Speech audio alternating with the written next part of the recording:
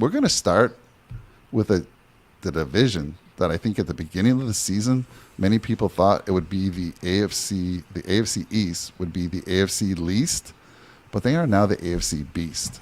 And there's nobody better qualified to talk about this division than my good friend, my co-host on all our Bill shows, Mr. Jake Podger. Let me throw it to you. Talk to us about that AFC East.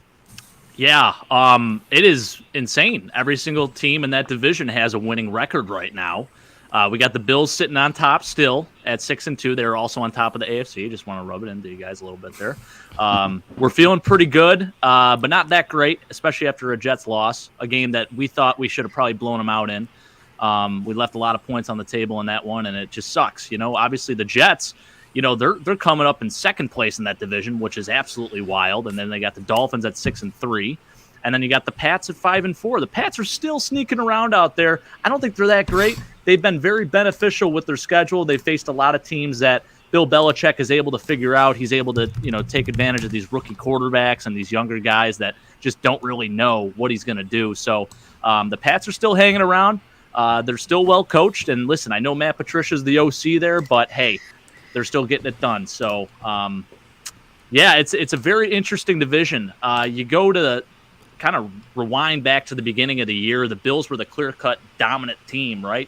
And I feel like the gap has closed a little bit. I'm not saying the Bills are not the best team still in the AFC East or the AFC in general, but I do think that the Dolphins, obviously, they are for real. Mike McDaniel has done a tremendous job there, and they are currently sitting in third place right now. But I'll tell you what, I really think they're the second best team in this division. The Jets have a very good defense. That offense is very suspect. Yeah, they ran the ball super effectively against the Bills last week, but I'll tell you this, man. I think the Dolphins are definitely our biggest threat.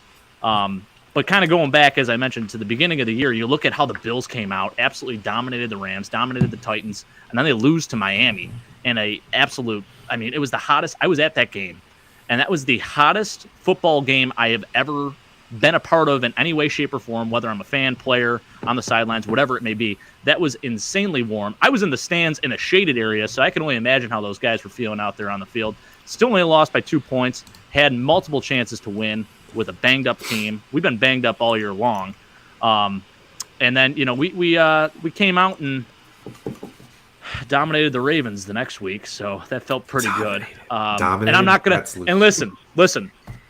Started off real rough, but that second half, pretty incredible, guys. It was a great comeback, and I got the report from Rick that and Chris, you guys were both there, right? So I got the report from you guys that it sounded like there are a lot more Bills fans there than Ravens fans, which is kind of fun. And I'll tell you this, man. I was feeling really good after that win. That was a real hard-fought win, and I think that was the biggest thing, going into that matchup was that the Bills couldn't win the close games. We just lost a really close game to the Dolphins. Then we go out, we almost lay an egg against the Ravens. The Ravens instead laid an egg in the second half because we made some serious adjustments. And it wasn't pretty by any means, but we got it done. And I'm really sorry for Chris and Rick because they then had to wear Bills gear. Chris, didn't see any Bills gear on you, but I did see it on Rick wearing the Mario Williams jersey in the fantasy football show the one day. But, hey, I'm not going to say too much more about that. Then we come out, we beat the Chiefs. We were looking good. And the last couple of weeks here, we played the Packers, obviously got a win, and then we lose to the Jets. And the last 6 quarters of football for the Bills have been extremely suspect. So it does, for me, I think it definitely kind of humbles me as a fan, first off. I feel like I am still on my high horse for sure, but it makes you almost take a step back and not take other teams for granted. So while I do still think the Bills are on top of the AFC East, I do think the gap is closing a little bit. And, it really is any given Sunday more than any other year I've ever seen in football. So I don't want to take too much time here, but I will say this. I think my surprise team in the AFC East is definitely the New York Jets. They came out. They're already at the win total I thought they were going to have all season long at 6-3 right now. So I don't know what the hell they're doing, but that defense is playing incredible. They got 2 young corners that are absolutely crushing it. And shout out to Robert Saleh, man. He was taking receipts. He said they were coming for blood. And, man, what a tremendous job he's done. And it's so interesting because you look at these teams in the AFC East and look at all the quarterbacks and whatnot, and I feel like there's not really – and listen, Tua's playing great football right now. I think he is a very good quarterback, but I'm still not going to consider him like a top 5 guy in the league by any means.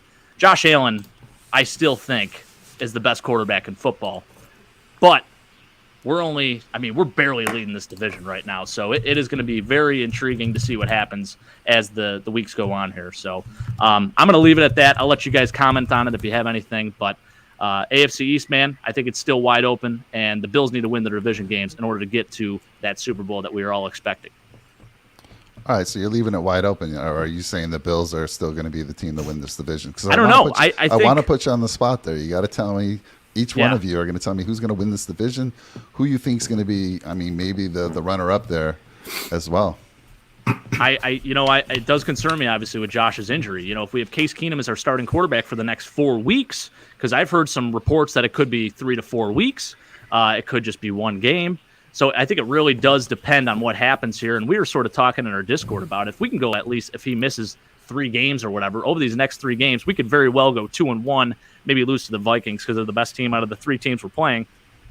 And then Josh comes back and we just dominate. So I think it really depends on what happens with all that. I'm still taking my Bills to win the division, but it's going to be tighter than a lot of people think.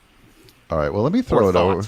Let me throw it over to Tony, and I'll introduce Tony right now because he is the only man I've ever met that says it's not proper to wear another man's jersey. It's the only guy I've ever met that has said that. The only jersey he'll wear is his own jersey. He's a Boise State alumni. But, Tony, talk to me. Are you smelling what Jake is cooking? What's going on there? Tell me what you think on the AFC East side. Well, obviously, the big question mark is what happens with Jake the Snake, right? Like, is he going to be out? Is he going to play? I do think in terms of their schedule, where things line up right now, this is the best time to not have him, right? This 3-game stretch, if they lose 2 out of the next 3, no big deal. Still an opportunity to close out the division. The thing that surprises me most is the Jets, what the Jets did last week to the Bills, how well they're playing on defense, their ability to run the football. If you look at the recipe for crappy teams to win football games, it's run the football and play great defense, and the Jets are effectively doing that. I love the odds for them to win the East, but if I had to put my hard-earned money down on who I think is going to win, I still have to look at the Bills. I mean, when you go position group by position group, against everybody else in that division, the only team that really stacks up is the Miami Dolphins. And to me, the biggest question mark for the Dolphins is whether Tua can continue to play at the level that he has been. Yes, it's been great, but again, their schedule's been pretty soft. They have shown up in the big games when they've had them. They still have to play the Jets again. They have to play the Bills again. So a lot of questions to be answered still in the division. But I love the Bills' chances to close it out. My dark horse in that league would probably be the Jets.